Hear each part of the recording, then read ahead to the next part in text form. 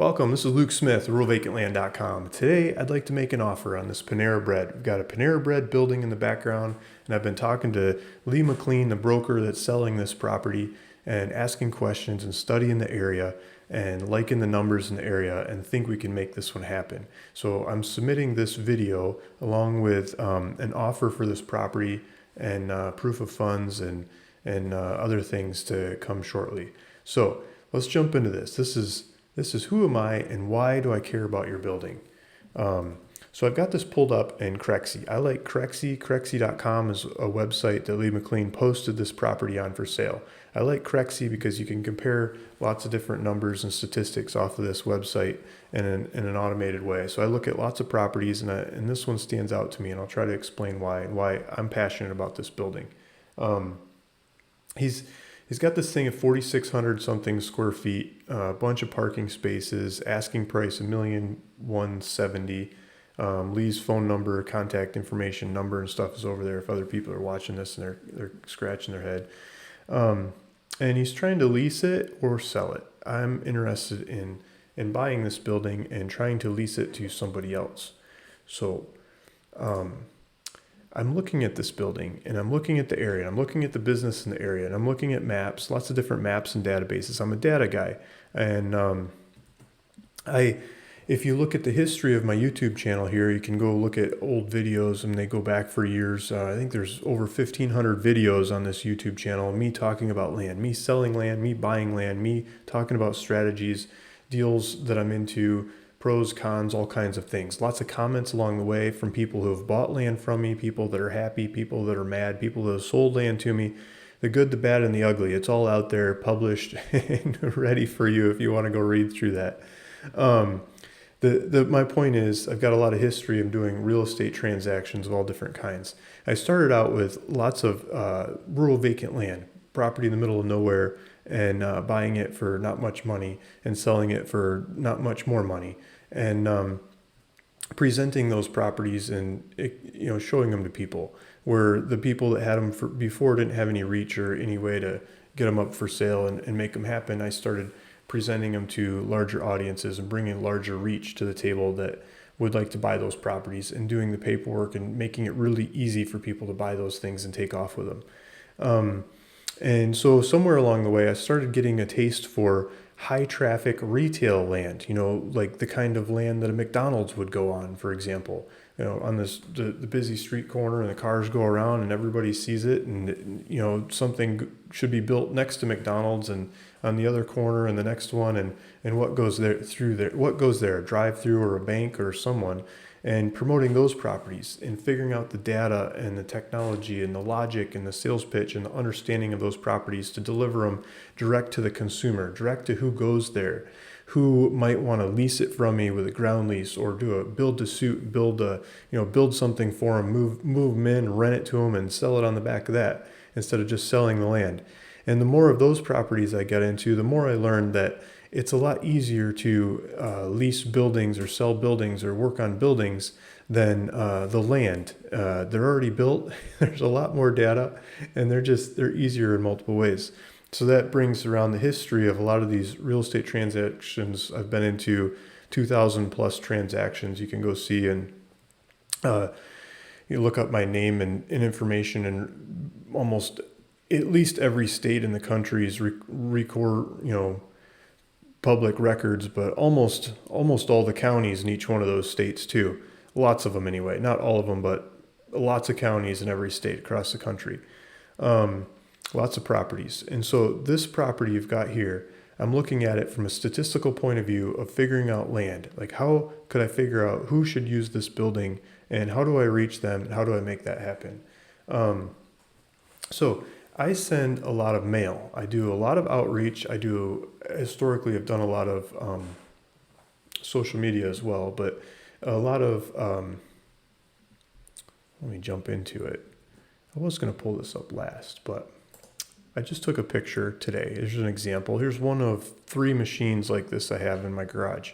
And this machine is, it's rated to do 4,400 letters an hour. So it takes a piece of paper like this, I put them into one side, and I put envelopes in the other side, and it and sends them off to where they go. How do I figure out who to write letters to and where they go is a data dance that I'm passionate about. I make these letters to buy properties. I make these letters to find tenants. I make these letters for lots of real estate things. This one that's on the deck today is a little over 6,000 mailers. And historically, I've sent, over the last year, averaging over 50,000 mailers a month. I send a lot of mail, a lot of direct mail. A lot of people pick on me and make fun of me for that, but I'm passionate about my direct mail and I care about it. I've got my own print shop. I run my own, I buy envelopes by the pallet from China to reach these people, right? I squeak out all the costs as best I can. And I believe squeaking out those costs and sending more volume gets more business in the door. And so that brings me back to this map. We've got Panera and we've got a bunch of businesses around Panera. And studying those businesses around Panera, these are businesses that maybe they might want to move into the Panera building, but generally these are businesses that we can get statistics and data off of. They're doing a certain level of business. When these 4, 5, 10, 15 businesses that are here doing this level of business, there's also a bunch of others that are missing that are not here yet. And I can use the data off of these shops that are here to pitch to those guys that are not here yet and say, you ought to be here because these numbers, and putting a synthetic performance number together based off of what's happening in the neighborhood, what ought to happen with their brand in this building. I can concoct rents and numbers and financial viability for them to take this building over and offer them the finance to do that. And so that's what I would like to do. So I've been studying the guys in the area and the level of business. So let's walk through it. Maybe you would like to learn more about your property, or maybe you already know this. This is the Panera Bread building. So historically, studying cell phone traffic on this building in July is when the business in this area goes the most.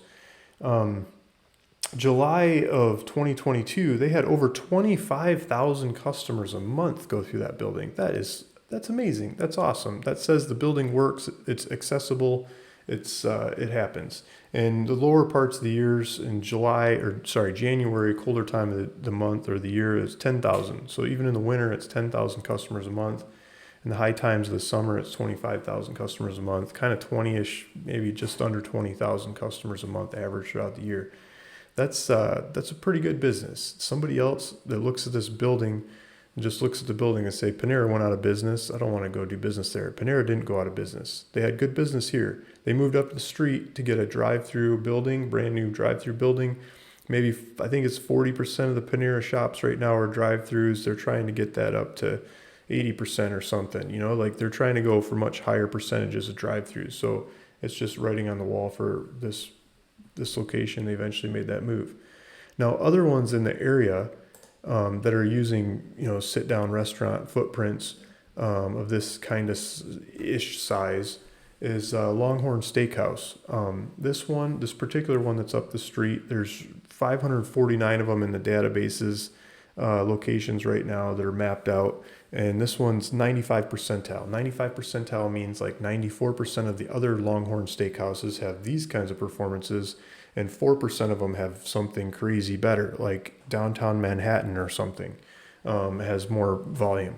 But 95 is really good, is my point. It's a really good producing Longhorn Steakhouse. Cheddar's Scratch Kitchen, there's 178 of these in the database, and they're 94 percentile. That is really good, really, really good. McDonald's, this is a little different kind of setup, but you take the data you got in the area. McDonald's, this is a 98 percentile McDonald's. Like, there's hardly any of them that do better than this. I mean, I was looking at the numbers. I'm like, how many visits a month is a McDonald's that's a 98 percentile McDonald's? McDonald's can do some volume, right? So I looked them up, and it was in July of this last year. They did over 70,000 customers for the month of July. Like, go McDonald's. That's a really good McDonald's location. That's a lot of hungry people in the area we could sell to or tell potential tenants of this building about. Applebee's, 79 percentile Applebee's. That's a really good Applebee's. Ruby Tuesdays, 76 percentile Ruby Tuesdays. These are top 25% locations. Landry's Seafood House, 55%. That one's not as spectacular numbers, only 9 locations, but the whole neighborhood's got good numbers coming through is the point. Taco Bell is a totally different kind of restaurant than what goes here, but 92 percentile Taco Bell. People are eating at Taco Bell. Starbucks, getting more into the breakfast crowd, right? 71 percentile Starbucks. It's really good Starbucks. So I did some more math, and we came up with 43 of these kinds of restaurants that fit the same footprint that Panera is in right now, that are not in the local market but are operating in the local state. And I would take that to a bigger number than that. This is just an idea, but I would take it a multi-state radius around the area. And what I like to do is I like to send mail. Remember the mail machine picture I sent? I'm going to print up a whole bunch more of these letters, and I'm going to customize them with data and information direct to those people, direct to these names that are on this list. And I'm going to tell them, I'm willing to finance you. I'm willing to change the colors, change the signs, change the layout, change the kitchen, whatever, make a kitchen. There's no real kitchen in the Panera. Put a kitchen in there, make it happen. I'll finance it if you're willing to pay the rent that I want. And I'll pay for a grand opening budget. I'll pay for labor to get you started. Like, what is your hurdle? What is wrong? Why don't you want to take on this location? I'll make it really easy for you. You just got to pay, just sign up. If you have a credit rating, sign the lease. So I'm just going to the ones that have good enough credit ratings to do this and enough horsepower to pay the rent to make the numbers work on this location. I've got different calculations and formulas about how much business they can do here, how much sales they do on average to equal how much rent they can afford to pay for a location like this. And I will offer that customized to each one of those ones that go here.